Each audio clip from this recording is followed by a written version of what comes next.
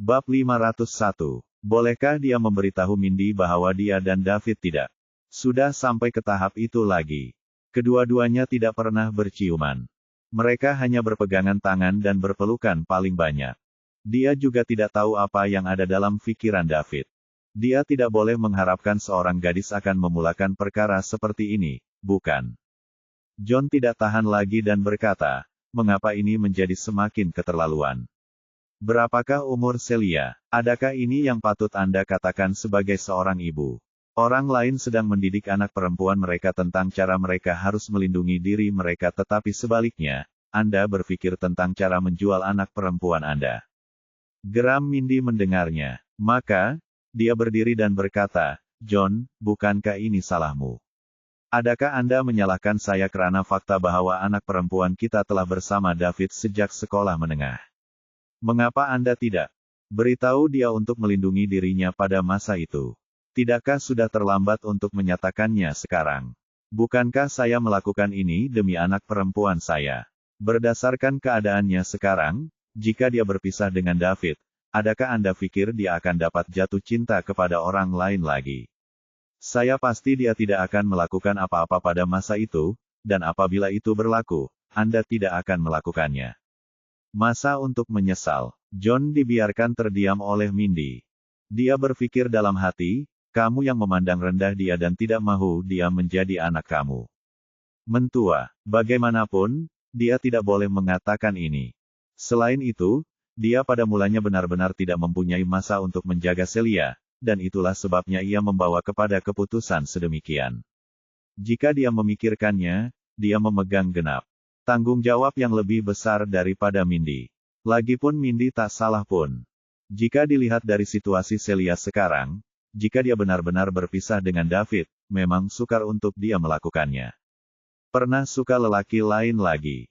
Dia telah terlibat dalam jawatan rasmi selama bertahun-tahun, dan pada pendapatnya, David juga merupakan pemuda paling cemerlang yang pernah dilihatnya. Ia tidak terlalu mengada-ada untuk mengatakan bahwa Celia mungkin melakukannya. Sesuatu yang bodoh kemudian. Oleh itu, dia tidak bercakap lagi. Siapa yang tidak mahu menantu seperti Daud? Ia sekarang atau tidak? Apabila Mindy melihat John telah berhenti bercakap, dia menoleh ke arah Celia dan berkata, Celia, awak patut dengar cakap saya sahaja. Sama ada Anda meminta David untuk tinggal bersama kami atau Anda keluar dan tinggal bersamanya. Perhatikan dia dengan lebih dekat. Kalau mengandung, baru lahirkan anak. Anda telah bersama untuk sekian lama, jadi apa yang perlu dimalukan? Apakah yang Anda akan lakukan jika orang bergerak selangkah ke hadapan? Daripada awak, Mak, David bukan orang macam tuh. Saya kenal dia. Boleh awak tinggalkan kami sahaja? Bentak Celia. Bagaimana dia mempunyai pipi untuk bertanya kepada David? Ini, mereka belum mencapai langkah itu lagi. Awak masih tak paham apa yang saya maksudkan.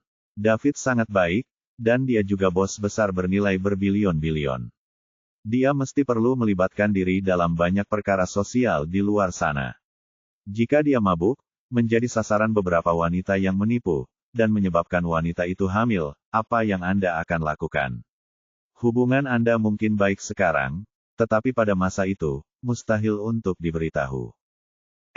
Celia tidak tahu apa yang perlu dikatakan pada masa itu. Celia, percayalah pada saya. Saya telah terlibat dalam perniagaan selama bertahun-tahun dan juga telah berkecimpung dalam dunia perniagaan selama bertahun-tahun. Saya telah melihat terlalu banyak perkara ini. Ramai wanita menggunakan kaidah itu untuk sampai ke tempat yang mereka mahu.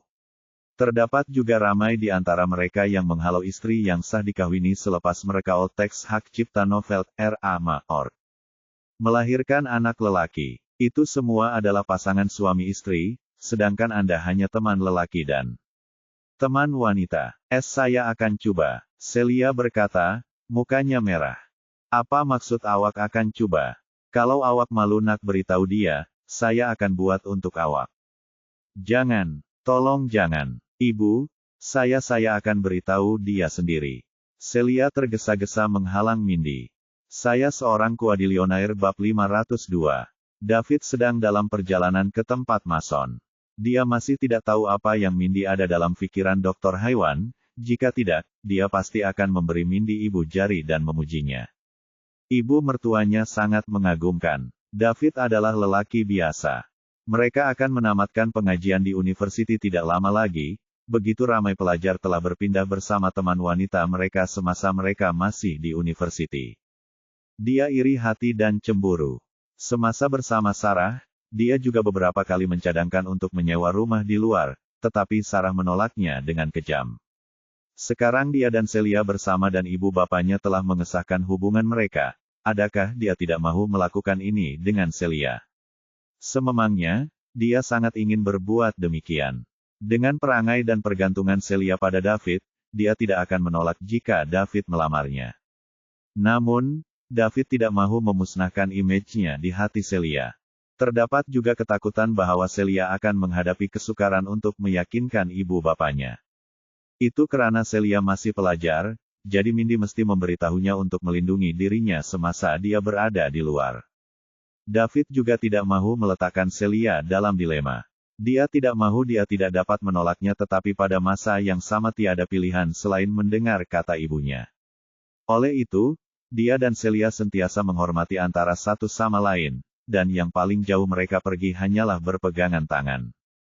Jika dia mengetahui bahwa keluarga Celia mempunyai ide sedemikian, dia tidak akan menahan dirinya. Dia berasa tidak senang karena dia hanya boleh melihat dan tidak menyentuh Celia, seorang wanita muda yang cantik, selepas menghabiskan sepanjang masa bersamanya. Walaupun begitu, penahanan diri David adalah luar biasa, dan itulah cara dia dapat menahan dirinya. Bolehkah Anda bayangkan jika ia adalah orang biasa? Mungkin sangat sukar bagi yang lain untuk mempunyai daya tahan yang mengagumkan seperti dia. Namun, dia masih tidak mengetahui isi perbualan Mindy dengan Celia. Oleh itu, dia pasti tidak akan pergi ke atas talian dengan Celia. Sudah tentu, jika Celia lebih proaktif, maka dia mungkin tidak peduli lagi. Sudah sukar untuk menahan dirinya, jadi jika Celia membayangkannya sedikit, dia pasti akan meletup dengan nafsu dan keinginan. Tidak lama kemudian, David tiba di kediaman Mason setelah melepasi pelbagai halangan. Julia telah menunggu dengan cemas di luar pintu. Apabila dia melihat kereta David, dia bergegas membuka pintu untuknya sebelum menariknya ke hadapan. David dapat tahu betapa cemasnya Julia. Oleh itu, dia tidak bercakap apa-apa dan mengikut Julia ke halaman rumah.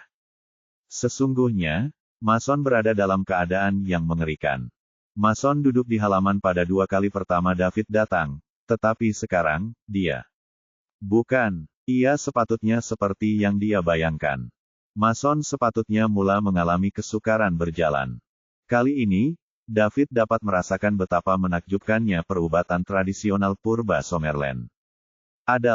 Dia boleh memahami keadaan Mason dengan hanya memerhati bahagian luar tubuhnya. Kemudian, dia boleh menentukan dengan tepat apa yang akan berlaku seterusnya. Julia menarik David masuk ke dalam sebuah bilik. Mason sedang berbaring di atas katil yang ringkas dan tidak berhias. Sudah lebih seminggu sejak kali terakhir David melihat Mason dan Mason kelihatan lebih tua sekarang. Kulit mukanya berkedut dan badannya kelihatan dipenuhi bintik-bintik hati. Saya seorang kuadilionair bab 503. Julia membawa David ke bilik lain. Terdapat sebuah meja bulat besar di tengah-tengah bilik itu dengan banyak kotak kayu cendana diletakkan di atasnya. Herba harus ada dalam kotak tersebut. David melangkah ke hadapan, mengambil salah satu kotak kayu cendana, dan membukanya. Selepas ini, wangian pelik tercium ke arah wajahnya.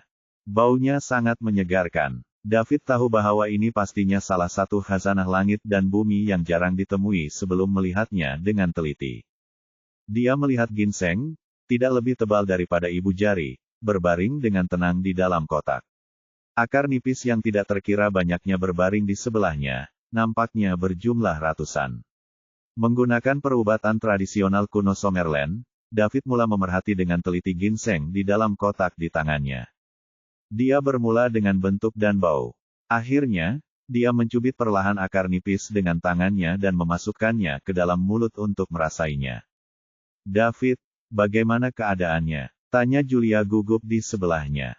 Dia takut bahwa David akan menolaknya. N.A.B. menemui herba ini dengan susah payah.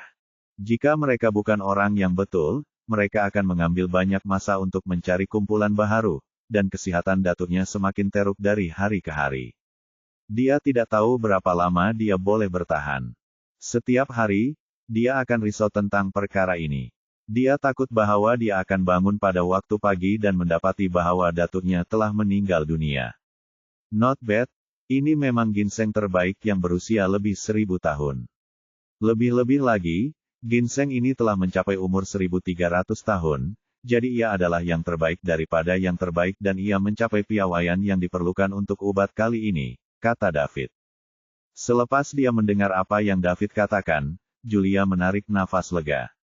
Dia akan gembira selagi ia memenuhi piawaian. Sila lihat yang lain.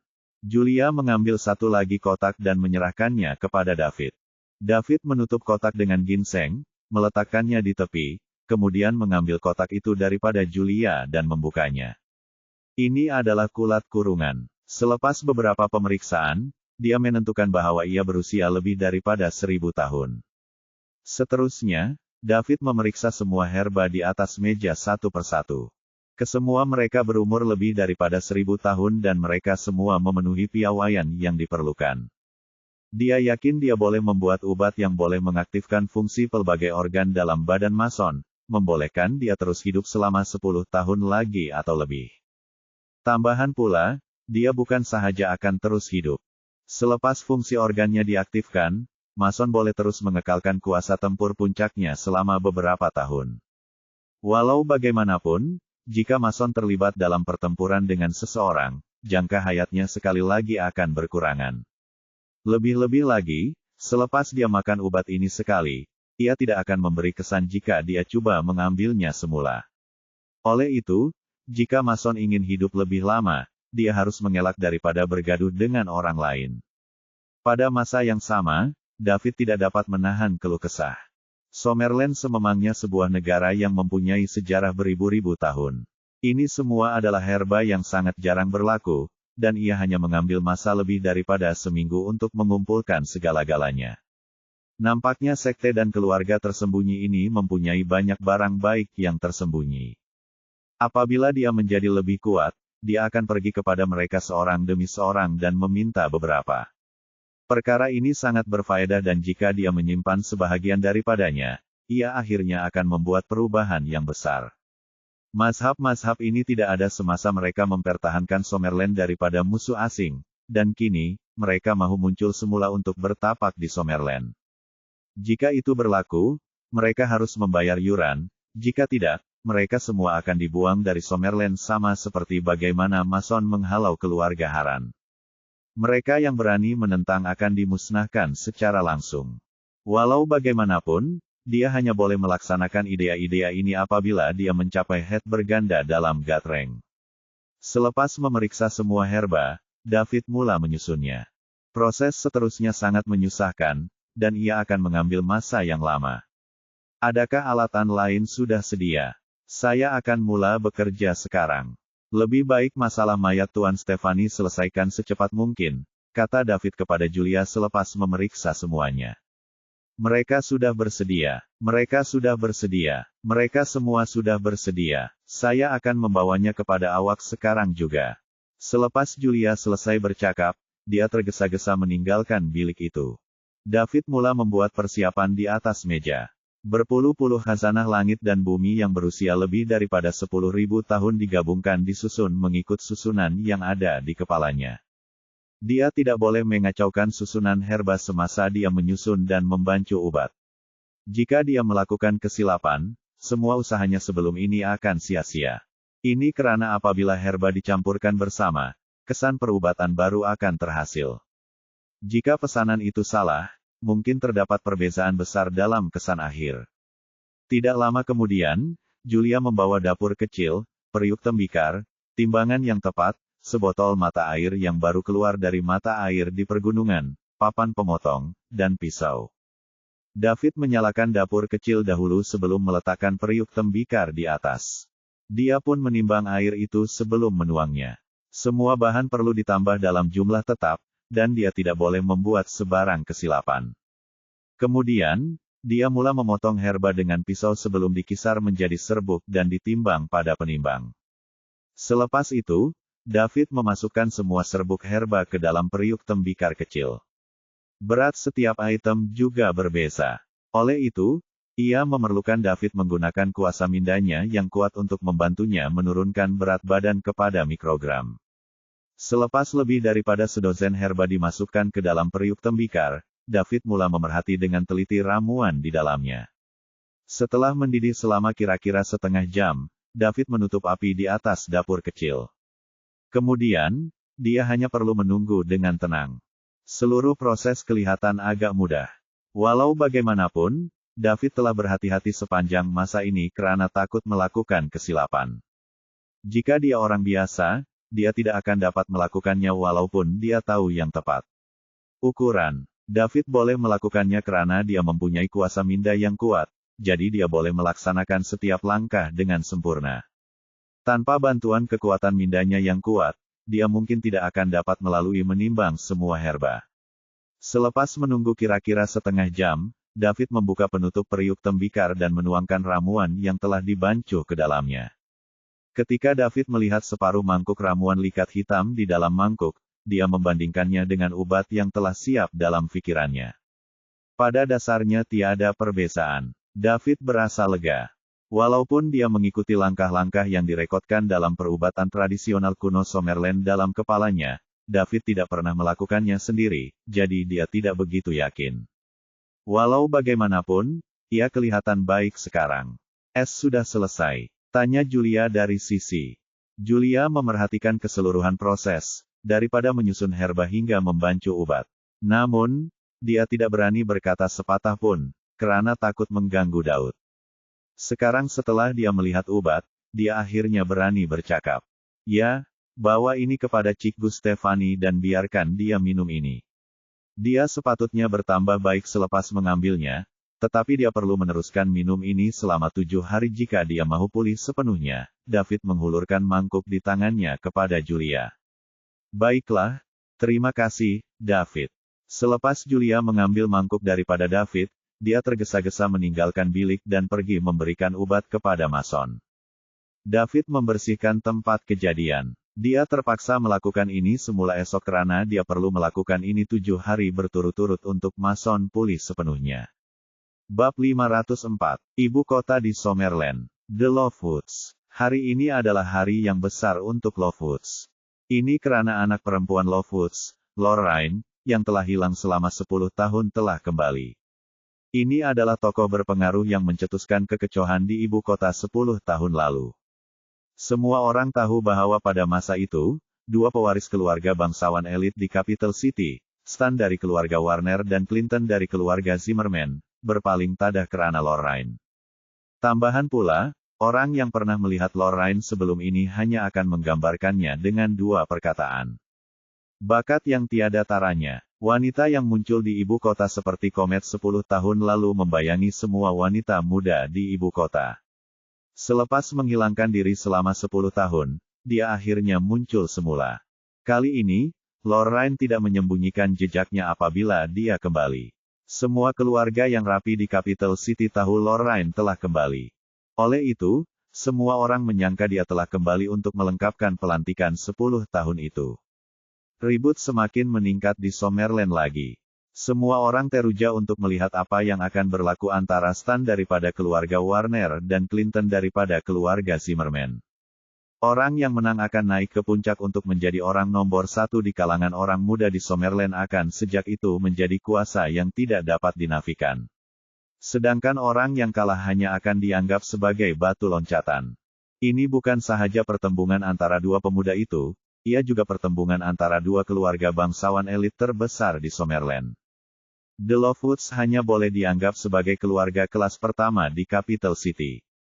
Mereka telah ditindas berkali-kali selama 2 tahun ini. Bukan sahaja waris Lovewoods dipenjarakan, malah Old Master Lovewood telah cedera parah. Jika bukan karena keluarga Warner dan keluarga Zimmerman, sudah lama mereka berada dalam kesusahan. Menurut kabar angin, Lorraine telah diambil oleh mazhab tersembunyi ketika dia masih muda.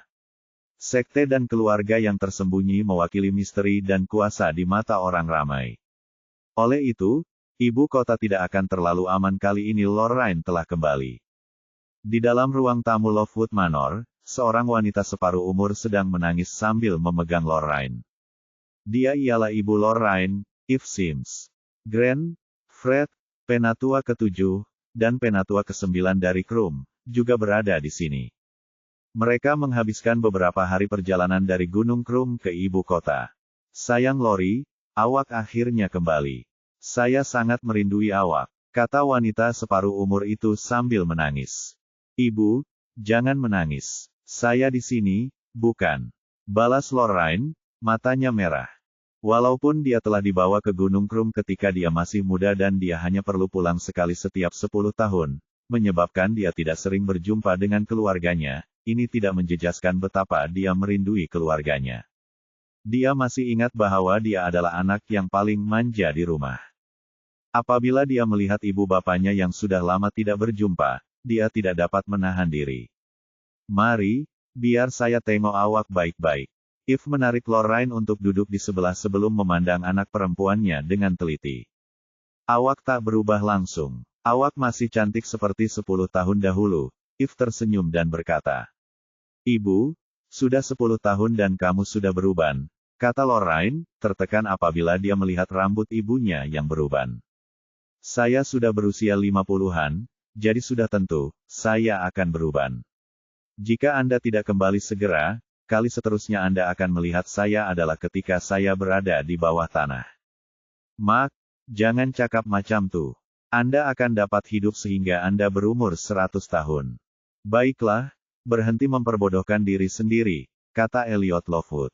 Ayah, Lorraine memanggil Elliot. Hei, baguslah awak balik. Baguslah awak dah balik, kata Elliot sambil tersengih. Saya seorang kuadilionair bab 505. Pada ketika ini, ada juga air mata di matanya. Dia terpaksa menghantar anak perempuannya yang paling disayangi karena kesehatannya dan dia hanya pulang 2 kali dalam tempoh 20 tahun yang lalu. Bagaimana dia tidak berasa tertekan? Namun, dilihat dari raut wajah anak perempuannya, dia sepatutnya menikmati kehidupan yang baik tahun ini. Ayah, Mak, mana Datuk? Tanya Lorraine. Dia ingat datuknya paling menyayanginya sejak kecil. Kali terakhir dia kembali, datuknya datang secepat mungkin, tetapi kali ini dia tidak kelihatan. From novel drama, org. Datuk kamu cedera parah ketika bergaduh dengan orang lain 3 tahun lalu, dan dia masih terlantar. Awak boleh pergi melawat dia nanti. Dia terus bercakap tentang awak setiap hari, mengatakan bahwa dia berharap dapat berjumpa dengan awak sebelum dia mati. Kini, dia akhirnya dapat menunaikan hajatnya, kata Elliot sayu. Bapaknya cedera, dan dia tidak boleh berbuat apa-apa mengenainya. Ini karena musuh mereka terlalu kuat. Jika keluarga Warner dan keluarga Zimmerman tidak menjadi pengantara untuknya, Lovewoods mungkin tidak mempunyai kehidupan yang damai sekarang. Lebih-lebih lagi, punca mengapa kedua-dua keluarga itu datang membantu mereka juga karena anak perempuannya. Apabila Lorraine mendengar apa yang dikatakan oleh Elliot, ekspresinya berubah serta-merta dan auranya serta-merta meledak. Kemudian, dia bertanya dengan pandangan buruk, siapa dia? Siapa yang menyakiti datuk saya? Sebaik Lorraine memancarkan auranya, Elliot memandang anak perempuannya dengan terkejut. Aura dia benar-benar melebihi saya.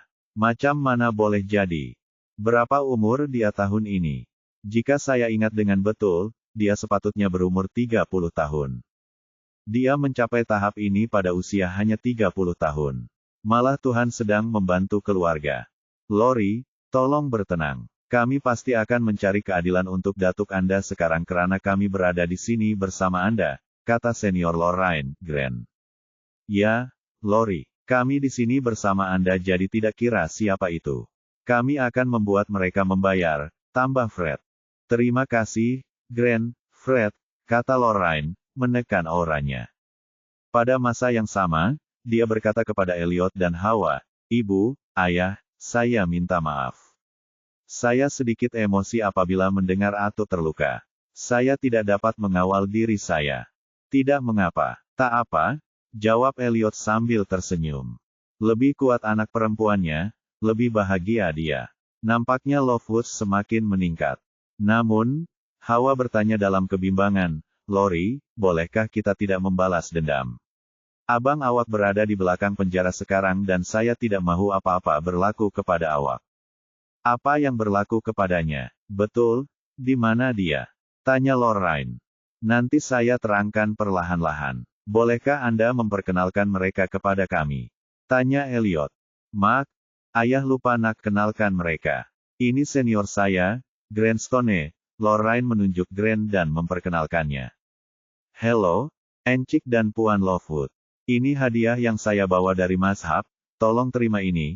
Grant tersenyum dan memberi salam sebelum menghulurkan sebuah kotak kepada Elliot. B. Bagaimana saya boleh terima ini? Ayah, terima saja apa yang Grant berikan kepada kamu. Ya, tolong terima, Encik Lovewood. Baiklah, terima kasih, Encik Stone. Encik Lovewood, awak boleh panggil saya Grant. Tuan saya juga memanggil saya begitu. Terima kasih, Encik Grant. Kemudian, Lorraine menunjuk ke arah Fred dan berkata, Ibu, Ayah, ini juga senior saya, Fred is. Hello, Encik dan Puan Lovewood. Ini hadiah saya untuk awak. Fred turut menghulurkan sebuah kotak kepada mereka. Elliot tidak menolak kali ini. Dia mengambil kotak itu dan berkata, terima kasih, Encik is. Ibu, Ayah, ini adalah penatua ke-7 dan penatua ke-9 Crumbs. Lorraine menunjuk ke arah dua orang tua itu dan berkata, hello, orang tua-tua. Hello, Encik Lovewood. Bab 506. David pergi ke bilik Mason selepas menyimpan herba. Julia baru sahaja selesai menyuap Mason ubatnya. David, adakah ubat ini membantu? Tanya Julia dengan gugup. Kami akan lihat jika ia berfungsi dalam masa yang singkat, jawab David. Dia tidak pasti 100% karena dia tidak mengujinya sendiri. Walau bagaimanapun, David pikir ia sepatutnya baik karena dia mempercayai sistem itu. Sistem itu terlalu ajaib. Jika dia tidak mencapai keputusan yang diingini, itu pasti karena dia tidak melakukan kerja yang baik semasa sebahagian daripada proses itu. Kedua-duanya memerhati Mason dengan teliti. Menurut pengenalan dalam pikiran David, dos pertama akan memberi kesan yang hebat dalam masa sejam atau lebih. Selepas Mason meminum obat itu, dia hanya merasakan kehangatan dan api membara di dalam perutnya. Ia sangat menghiburkan, membuatkan dia memejamkan matanya menikmati perasaan itu. Tidak lama lagi, perasaan hangat mula menular. Ia bermula di perut sebelum cepat merebak ke seluruh tubuhnya. Sebagai penjaga pangkat dewa, Mason mengawal tubuhnya dengan teliti. Dia dapat merasakan setiap organ dan sel diaktifkan. Ia bermula dengan organ-organ dalamannya, dan tidak lama kemudian setiap sel dalam badannya dibangunkan semula. Di bawah rangsangan obat yang kuat, organ badan yang hampir letih telah diremajakan. Ianya berhasil. Mason teruja. Dia tidak mempunyai banyak harapan sebelum ini. Maju seperti sains perubatan sekarang, ia tidak dapat membantunya, yang cantik. Banyak diranjang kematiannya. Secara kasarnya, Tuhan akan mengambil nyawanya. Satu-satunya cara untuk memanjangkan hayatnya adalah dengan beberapa teknik menentang Tuhan yang hanya wujud dalam sejarah Summerland purba. Namun, dia tidak tahu David mengetahui perkara ini. Ia adalah luar biasa. David nampaknya lebih daripada sekadar berbakat. Dia mungkin mewarisi warisan kuno Summerland yang berusia ribuan tahun. Bagaimana lagi dia boleh tahu teknik menentang Tuhan itu? Mason memejamkan matanya dan berasa hangat di seluruh badan. Julia memerhati dengan gugup. Dia takut mereka akan selesai jika ia tidak berjaya. Satu-satunya harapan mereka akan hilang, dan tiada seorang pun di dunia ini akan dapat menyelamatkan datuknya. David juga memerhatikan perubahan dalam badan Mason. Kira-kira 10 menit kemudian, David diam-diam menarik nafas lega. Kuasa mindanya yang kuat telah mengesan perubahan halus Mason. Aura mati yang mereput telah pudar. Selain itu, bintik-bintik usia di wajahnya mula pudar, dan kedutan semakin pudar. Walaupun perubahan halus itu sukar dilihat dengan mata kasar, kuasa minda David dapat mengesannya. Perubahan ini juga konsisten dengan catatan yang tercatat dalam perubatan tradisional kuno Summerland yang diingatinya. Sejam kemudian, Mason membuka matanya. Matanya berkilauan. Mason kini adalah orang yang berbeda daripada lelaki tua itu dengan mata yang muram dan hampir mati sebelum mengambil obat. "Atuk, apa kabar? Adakah awak berasa lebih baik?" tanya Julia dengan gugup. Dia hanya orang biasa yang tidak melihat perubahan halus dalam tubuh Mason. Oleh itu, dia bertanya sebaik sahaja Mason membuka matanya. Mason tidak menjawab Julia. Sebaliknya, dia memandang David dengan senyuman dan berkata, "Terima kasih." David.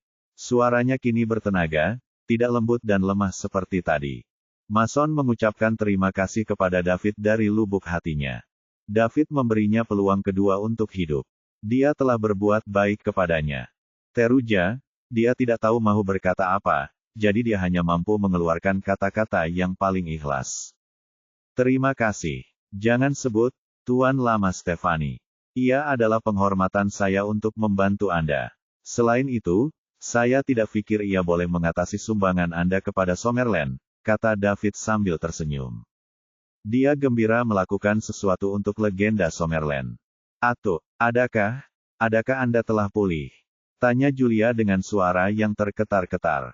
"Julia, saya sudah pulih. Terima kasih atas segala usaha Anda selama beberapa hari yang lalu," kata Mason sambil tergelak kecil. "Itu bagus." Julia datang ke hadapan dan memeluk Mason, air mata mengalir di pipinya. "Baiklah, awak dah besar sekarang. Jangan memperbodohkan diri sendiri di hadapan orang lain," kata Mason sambil menepuk belakang Julia. Julia kemudian melepaskan Mason. "Tuan Lama Stefani, sekarang langkah pertama. Seterusnya, Anda perlu mengambil obat ini selama 7 hari untuk membangunkan badan Anda dan memulihkan tenaga Anda ke tahap kemuncaknya. Anda akan pulih sepenuhnya pada masa itu," kata David. "Terima kasih untuk hari-hari lepas. By the way, kekalkan pemulihan saya antara kita. Masa bermasalah akan datang. Sesiapa sahaja mungkin melompat keluar dan menyakiti Summerland. Mereka tidak takut mencederakan diri mereka sendiri dalam proses itu. Apapun, saya akan sediakan sesuatu yang besar untuk mereka," kata Mason dengan getir. "Tuan Lama Stefani, saya mesti mengingatkan Anda tentang sesuatu," kata David tiba-tiba. "Teruskan. Anda akan pulih sepenuhnya selepas 7 hari, dan obat ini juga berkualiti tinggi sejak itu. Ia diperbuat daripada bahan-bahan yang berusia lebih daripada 1,000 tahun. Ia boleh memanjangkan hayat Anda kira-kira 10 tahun.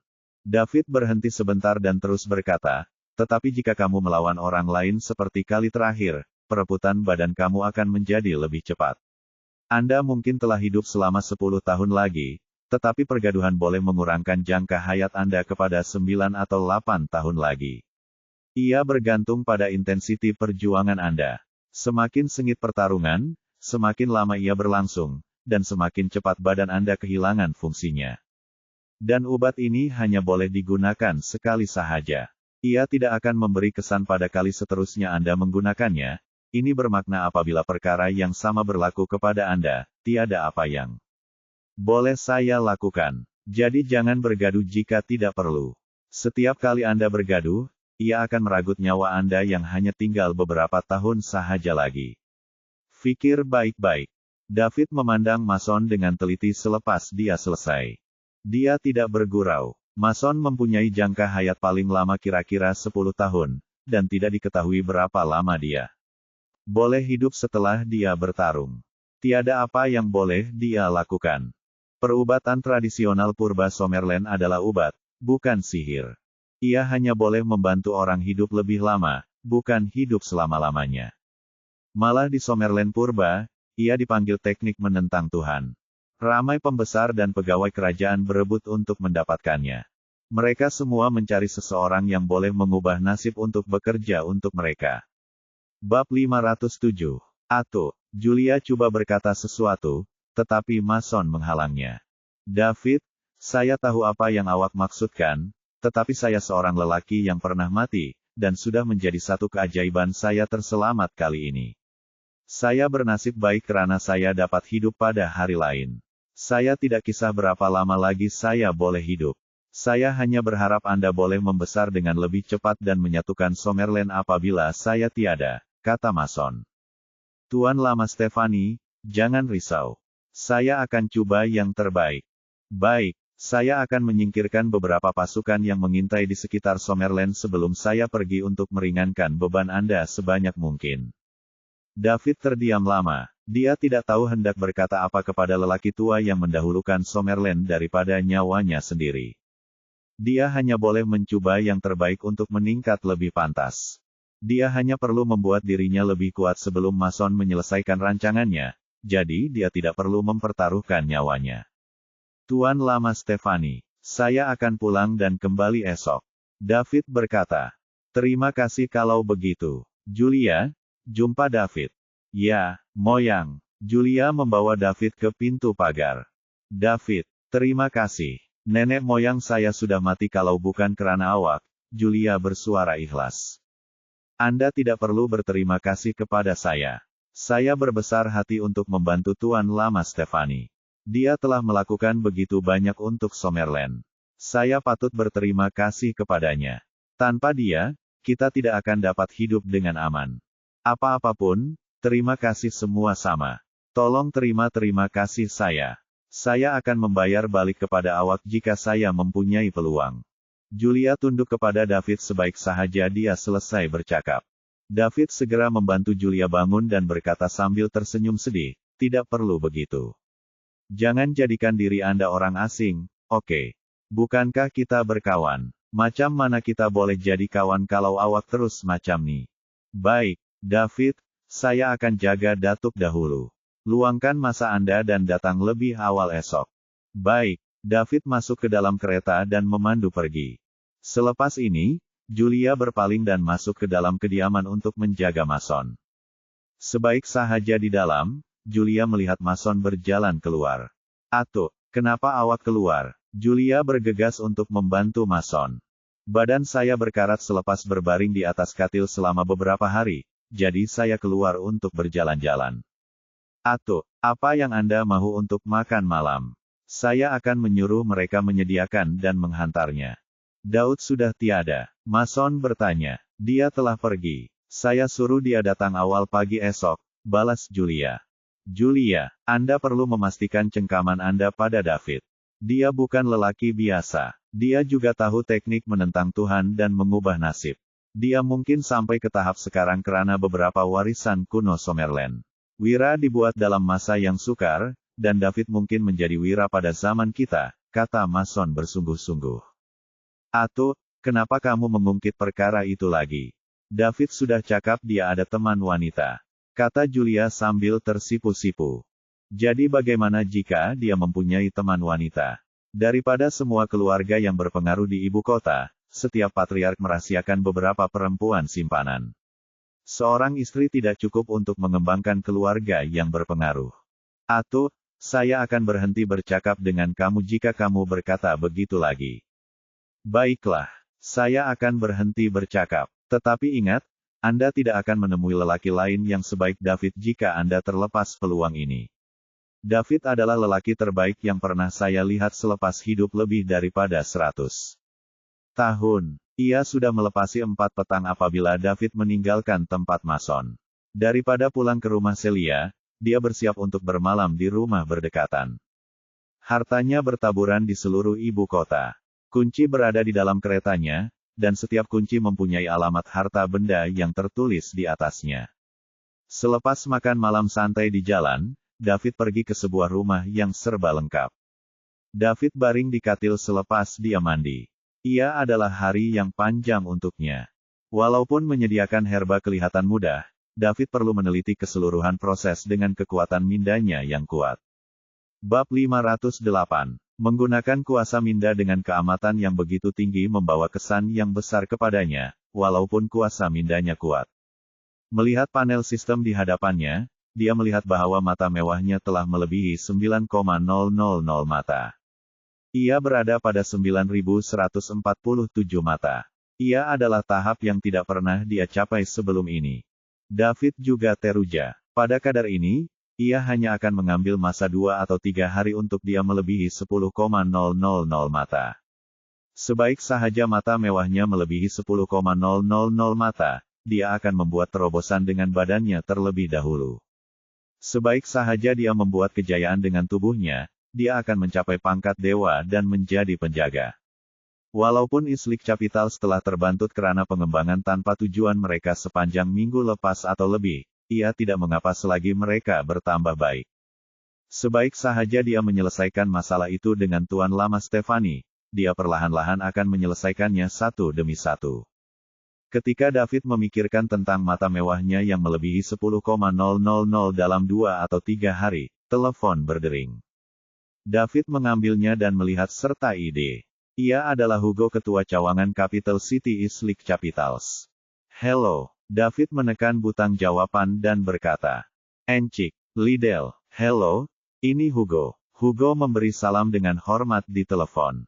Saya tahu, boleh saya tolong awak? Tanya David. Encik, Liddell, saya ada sesuatu nak laporkan kepada awak. Hugo berkata. Perkembangan Islik Capitals tersekat. Ya, biarkan dulu. Saya tidak ada hari ini. Saya akan menanganinya apabila saya selesai dalam beberapa hari. Encik, Liddell, ini serius. Oh, apa maksud awak? Kami menepis bahagian orang lain sambil berkembang. Bukankah itu perkara biasa? Pasaran hanya begitu besar. Kami akan bertembung dengan kuasa lain jika kami mahu membangun. Bukankah saya memberitahu Anda pada mesyuarat itu bahwa Anda harus yakin dan meneruskannya? Tetapi kali ini berbeda. Selepas banyak penyelidikan, kami mendapati bahwa mereka adalah salah satu daripada 4 keluarga terkemuka di ibu kota. Mereka sukar. Dengan kekuatan semasa Islik Capitals, kami tiada tandingan untuk mereka. Saya ingin bertanya sama ada kita boleh melepaskan bahagian pasaran untuk mengurangkan ketegangan. Adakah Anda bercakap dengan mereka? Ya, berapa banyak yang kita perlu menyerah? Sekurang-kurangnya 1 lengan perlu dipatahkan untuk memuaskan hati mereka. Siapa di sebelah sini? Kami hanya bersaing secara kerap, manakala mereka adalah salah satu daripada 4 keluarga terkemuka di Capital City yang akan coba menghalang kami dengan beberapa helah kotor. Tak kisahlah mereka, hanya bersaing dengan mereka seperti biasa selama seminggu, dan saya akan berurusan dengan mereka sendiri selepas itu. Encik, Liddell, kami, David mencela Hugo sebelum dia boleh menghabiskan, lakukan seperti yang saya katakan. Ya, Encik Liddell, David menutup telepon Hugo dan tidak mengambil kira isu itu. Dia tidak tahu banyak tentang menyinggung perasaan salah satu daripada 4 keluarga terkemuka di ibu kota. Tetapi adakah dia perlu takut dengan mereka? Sebaik sahaja dia membuat kejayaan kepada Gatreng dalam 2 atau 3 hari dan menjadi penjaga, tiada keluarga terkemuka boleh menakut-nakutkannya karena dia akan menjadi yang terbaik. Selain itu, dia mempunyai legenda Summerland Mason sebagai penyokongnya. Selagi dia berada di pihak kanan, dia tidak takut kepada sesiapapun di Summerland. Bab 509, Ibu Kota, Lovewoods, Grand, Fred, dan 2 penatua ditugaskan ke bilik tetamu. Sementara itu, Lorraine pergi ke bilik datuknya. Seorang lelaki tua yang berkerut berambut kelabu sedang berbaring di atas katil. Dia ialah Jim Lovewood, datuk Lorraine dan Bapak Elliot. Lorraine duduk di sisi katil, dengan Elliot dan Eve berdiri berdekatan. Atuk, jangan risau, saya akan cari cara untuk menyembuhkan awak. Lorraine berkata dengan mata merah. Lorraine ialah cucu sulung Lovewoods. Dia masih ingat bahwa datuknya Jim paling menyayanginya ketika dia masih muda. Dia tidak pernah tidak menyukainya karena dia adalah cucu perempuannya. Datuknya masih bersemangat ketika dia kembali 10 tahun lalu. Siapa sangka dia terlantar 3 tahun hanya sedekat kemudian. Lori, saya berpuas hati melihat awak buat kali terakhir sebelum saya mati, tetapi saya ada sesuatu yang ingin saya tanyakan daripada awak, kata Jim. Teruskan, Datuk. Saya terlalu tua sehingga tidak kira sama ada saya hidup atau mati. Tapi awak kena selamatkan abang awak. Dia tidak bersalah dan mempunyai seluruh hidupnya di hadapannya, kata Jim. Jangan risau, Atuk. Saya akan menyelamatkan saudara saya, dan saya akan membayar mereka. Lorraine berkata dengan geram. Sebagai murid kepada penatua ketiga mazhab tersembunyi Krum Summerland, dia akan memberikan hukuman 2 kali ganda bagi sesiapa yang berani menganiaya keluarganya. Tidak, lupakan dendam. Mereka sangat kuat sehingga saya harap awak dan abang awak selamat. Atau, rehat dulu. Saya pergi dulu, dan jumpa awak esok. Lorraine keluar dari bilik selepas dia selesai. Dia perlu tahu apa yang sedang berlaku. Ayah, rehat dulu. Ayah, kami akan keluar juga. Elliot dan istrinya mengikut Lorraine keluar dari bilik selepas selesai. Ayah, apa yang sedang berlaku nih? Mengapa Datuk terluka? Kenapa abang saya di penjara? Tanya Lorraine akhirnya setelah mereka sampai ke bilik lain. Lori, inilah yang berlaku. Elliot menjelaskan apa yang berlaku 3 tahun lalu kepada Lorraine. Ternyata adik Lorraine, Jeremy Lovewood, telah berselisih di sebuah kelab malam dengan Tanya Gooding daripada keluarga Gooding, salah satu daripada 4 keluarga terkemuka Capital City 3 tahun lalu. Alasannya ialah Tanya enggan menerima Lorraine sedang membuat ombak di Capital City, yang menyebabkan 2 bujang terkemuka di Capital City jatuh cinta dengannya pada masa itu. Tanya telah lama menyukai Stan Warner, tetapi Stan menyukai Lorraine. Ini membuatkan Tanya menyimpan dendam terhadap Lorraine. Tanya telah memfitnah Lorraine sejak dia meninggalkan ibu kota dan kembali ke Krum 10 tahun yang lalu. Walaupun begitu, ini tidak mengganggu Lovewoods. Lagipun, kedua-dua keluarga itu terlalu berbeza dalam kekuatan, dan mereka tidak mau sebarang masalah. 3 tahun lalu, Tanya terserempak dengan Jeremy di sebuah kelab malam dan menghina Lorraine di hadapannya dan rakan-rakannya. Jeremy yang masih muda dan keras kepala, tidak tahan orang lain menghina adiknya. Dia telah menahannya untuk masa yang lama, dan jadi, dia meletup. Bab 510. Ia adalah puncak konflik, yang akhirnya bertukar menjadi pertembungan antara 2 keluarga. The Lovewoods hanyalah sebuah keluarga bangsawan kelas pertama di peringkat paling rendah. Mereka jauh berbeza daripada keluarga terkemuka seperti keluarga Gooding. Jim datang untuk mengambil semula Jeremy sebagai pertukaran untuk beberapa barangan tetapi telah dipukul dengan teruk oleh keluarga Gooding. Dia telah berbaring di atas katil selama 3 tahun sekarang, dan Jeremy telah dipenjarakan sehingga sekarang.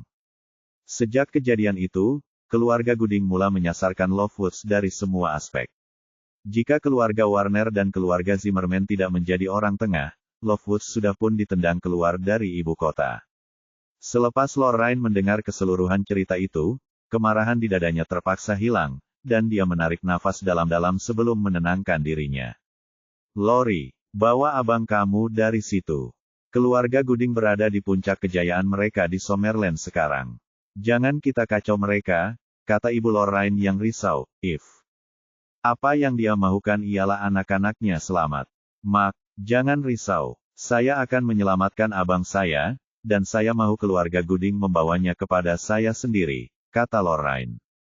Ats by Pub Future. Lori, Mak, jangan risau. Sekte telah menghantar Grant, Fred, dan 2 orang tua untuk kembali bersama saya dalam misi.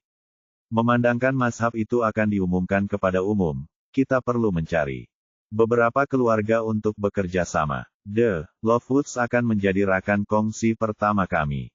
Mazhab kami juga yang terbaik di antara semua mazhab yang tersembunyi. Keluarga Gooding tidak berani menyinggung perasaan kami, tidak kira betapa sukarnya mereka, kata Lorraine dengan yakin. Betul ke? Tanya Elliot Teruja. Sudah tentu, ayah.